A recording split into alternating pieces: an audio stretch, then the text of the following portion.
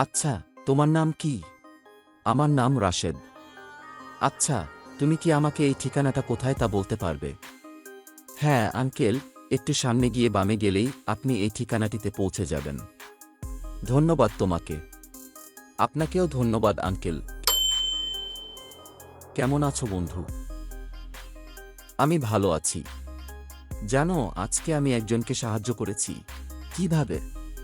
লোকটি প্রথমে আমার নাম জিজ্ঞাসা করলেন। তারপর আমাকে এক জায়গার ঠিকানা জিজ্ঞাসা করলেন।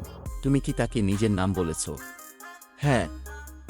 তুমি কখনো কোনো অপরিচিত ব্যক্তিকে নিজের ঠিকানা বলবে না, এতে তোমার ক্ষতি হতে পারে।